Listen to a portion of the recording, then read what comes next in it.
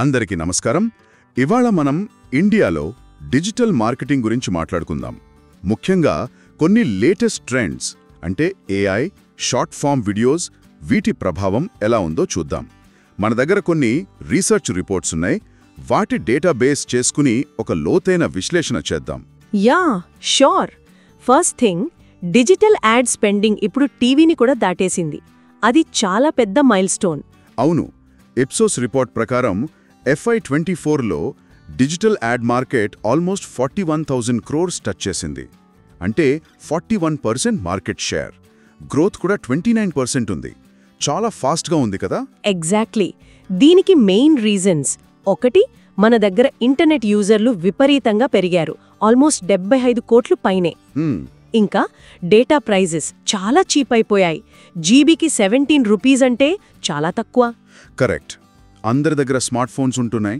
ఆ ఇంపాక్ట్ కూడా ఉంది. అవును, స్మార్ట్ ఫోన్ పెనిట్రేషన్ పెరిగింది. అలాగే e commerce boom. Last year 52% growth అంటే మామూలు విషయం కాదు. అంటే బ్రాండ్స్ అన్నీ డిజిటల్ వైపే చూస్తున్నాయన్నమాట.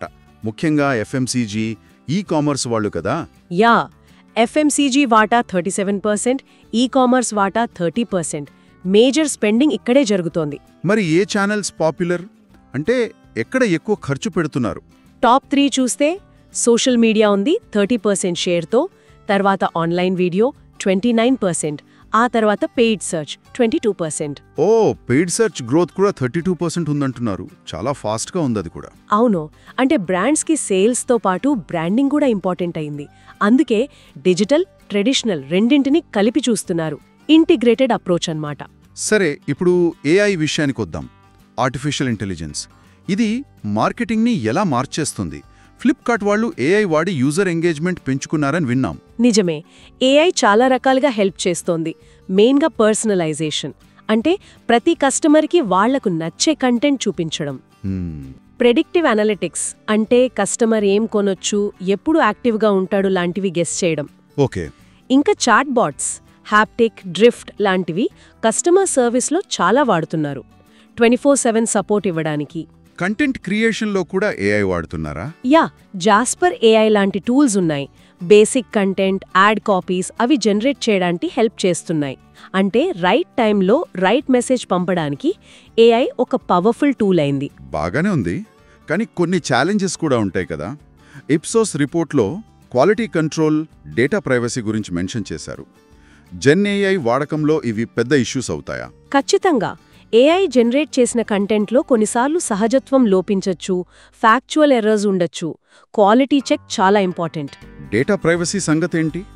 ఈ మధ్య కొత్త DPDP యాక్ట్ 2023 వచ్చింది కదా. అవును, అది చాలా కీలకమైన మార్పు. కస్టమర్ డేటాని ఎలా కలెక్ట్ చేస్తున్నాం, ఎలా వాడుతున్నామనే దానిపై చాలా రూల్స్ వచ్చాయి. ట్రాన్స్పరెంట్గా ఉండాలి, కన్సెంట్ తీసుకోవాలి, లేకపోతే ఇబ్బందులొస్తాయి. అంటే టెక్నాలజీ వాడుతున్నప్పుడు బాధ్యత కూడా ముఖ్యమన్నమాట. ఎగ్జాక్ట్లీ. సరే, ఇక next big thing, short form videos, reels, shorts. వీటి హవా మామూలుగా లేదు. ఎందుకింత పాపులర్ అయ్యాయంటారు? చాలా రీజన్స్ ఉన్నాయి.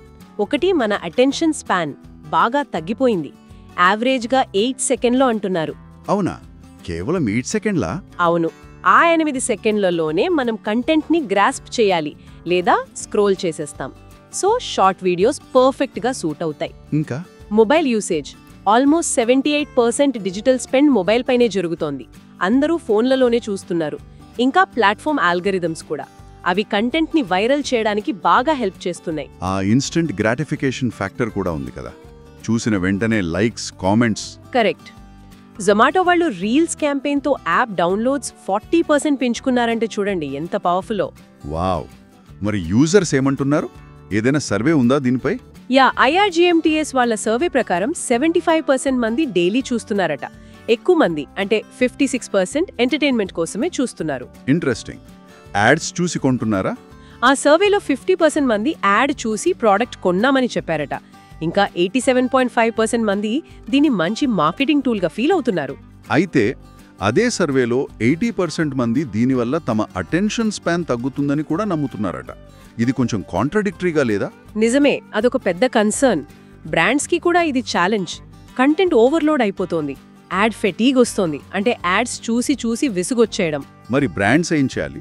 క్రియేటివ్గా ఉండాలి, ఆథెంటిక్గా ఉండాలి, రిపిటేటివ్గా కాకుండా ఫ్రెష్ కంటెంట్ ఇవ్వాలి. ఫ్యూచర్లో ఏం చూడొచ్చు ఈ స్పేస్లో? AI జనరేటెడ్ వీడియోస్ పెరగొచ్చు, యూజర్ జనరేటెడ్ కంటెంట్ యూజీసీకి డిమాండ్ పెరుగుతుంది, behind the scenes BTS content కూడా ఇష్టపడుతున్నారు. ఎడ్యుకేషనల్ కంటెంట్కి కూడా స్కోప్ ఉందా? చాలా ఉంది. ఆ సర్వేలోనే 73% మంది ఎడ్యుకేషనల్ ఇన్ఫర్మేటివ్ కంటెంట్ కావాలంటున్నారు. సో కేవలం ఎంటర్టైన్మెంట్ కాదు. ఓకే, ఇవి కాకుండా ఇంకేమైనా ట్రెండ్స్ ఉన్నాయా క్విక్గా? ఉన్నాయి. వాయిస్ సెర్చ్ పెరుగుతోంది. డొమినోస్కి ఆర్డర్స్ పెరిగాయట వాయిస్ వల్ల. ఓ, హైపర్ పర్సనలైజేషన్, అమెజాన్ లాంటి వాళ్ళు దీన్ని బాగా వాడుతున్నారు రిపీట్ బిజినెస్ కోసం. రైట్. పిఆర్ని డిజిటల్తో ఇంటిగ్రేట్ చేయడం. టాటా గ్రూప్ బ్రాండ్ సెంటిమెంట్ పెంచుకుందట ఇలా.